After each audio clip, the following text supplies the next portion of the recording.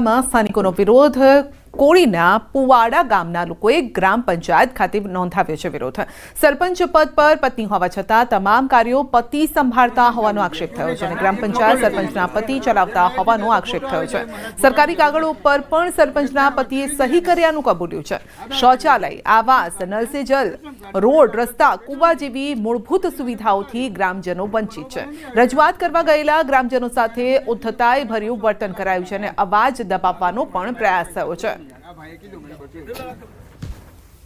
જ્યારે અમે ત્યાં તાલુકામાં જઈએ તો અમને એમ કહે છે કે 2 હપ્તા નાખ્યા પછી એમ કહે છે કે તમારું મકાન નહીં થાય, તમારું મકાન ડુપ્લિકેશનમાં આવે છે, તમે અગાઉ બીજા લાભ લીધેલા છે એટલે તમે આ ખોટું રીતના તમે પાસ કર્યું છે. એમ તો અમે તાલુકાવાળાને એમ કીધું કે તમે જ્યારે પાસ કરીને તમે આપ્યું ત્યારે તમે જોયું નહોતું ઓનલાઈન કે અમને આગળ લાભ મળી ચૂક્યા છે, તો તમે પાસ કેવી રીતના કર્યા, 2 હપ્તા કેવી રીતના નાખ્યા? આ સાયકલ લેવાની છે ને પેલી બેટરી વાળી, એમે આવકનો દાખલો મૂક્યો તો આવકનો દાખલો લેવા જા, રેશન કાર્ડ, ચૂંટણી કાર્ડ, આધાર કાર્ડ લઈને તમારી જે ભક્તે કીધું કે મહારાજ આટલા 3 કાગળની જરૂર પડે તમને આવકનો દાખલો મળી જાય. જે અમને દાખલો કાઢી આપ્યો મને, પણ દાખલો કાઢીને હાથમાં આવ્યો પછી મહારાજ 200 રૂપિયા થાય એમ. અમને નહીં પૂછ્યું પણ કે મારી કાંઈ પૈસા નથી, હમણે મને મળે કાલે કે પરમ દિવસ હું પાછો દાખલો લેવા આવું છું. કોક પાર્ટી અરજી કરી કે આ ડબલ વાર અમને આવાસ આલે છે.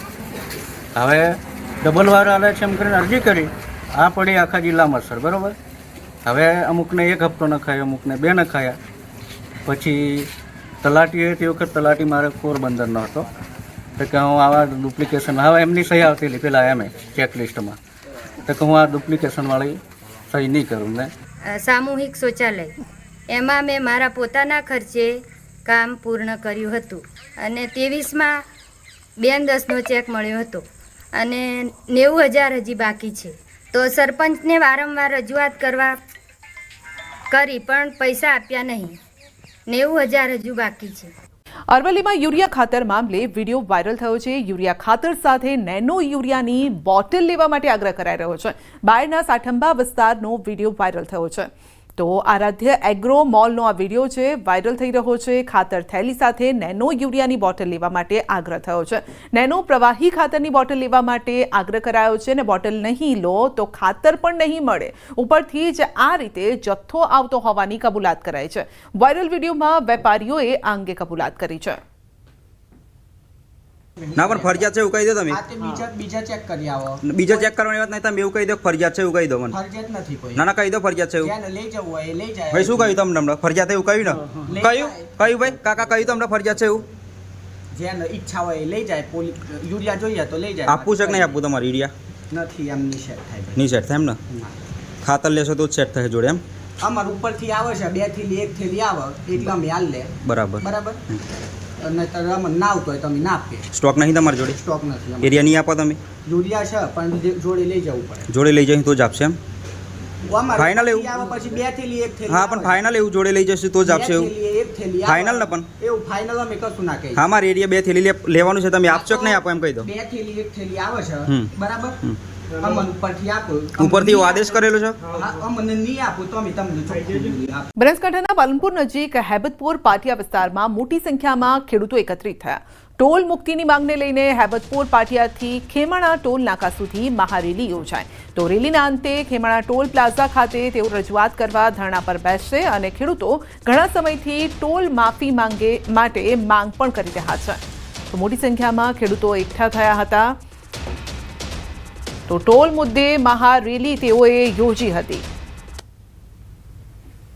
પાલનપુરના હેબતપુર પાટિયા નજીક ખેડૂતોએ વિરોધ પ્રદર્શન કર્યું હતું. આ સમયે પોલીસનો પણ ચાંપતો બંદોબસ્ત ગોઠવવામાં આવ્યો હતો. ટોલ મુક્તિની માંગ સાથે મોટી સંખ્યામાં, હજારોની સંખ્યામાં ખેડૂતો એકઠા થયા હતા. તો ખેમાણા ટોલ પર ધરણા પ્રદર્શન તેઓએ યોજ્યું હતું અને આ સમયે પોલીસનો બંદોબસ્ત પણ જોવા મળ્યો. તો ખેડૂતો માંગ કરી રહ્યા છે કે ટોલ મુક્તિ આપવામાં આવે.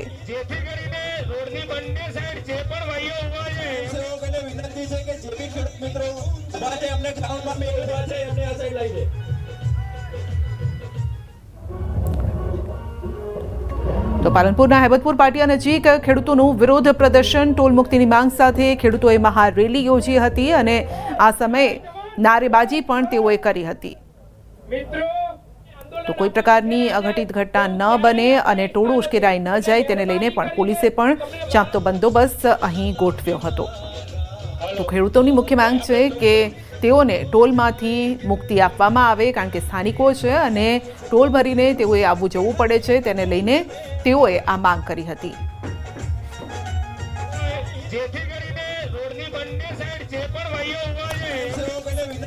અને રાજસ્થાનના જોધપુરમાં દુષ્કર્મ કેસના દોષિત અને આજીવન કેદની સજા ભોગવી રહેલા 86 વર્ષીય આસારામને અમદાવાદ સિવિલ લવાયો છે.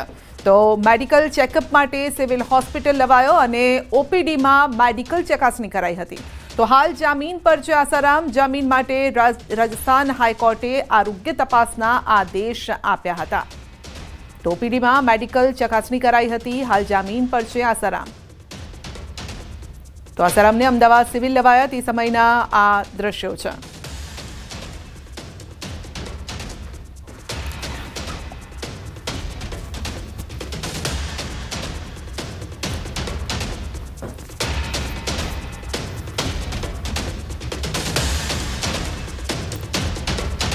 તો આસારામને અમદાવાદ સિવિલ લવાયા હતા. મેડિકલ ચેકઅપ માટે હોસ્પિટલ લવાયા તે સમયના આ દ્રશ્યો છે.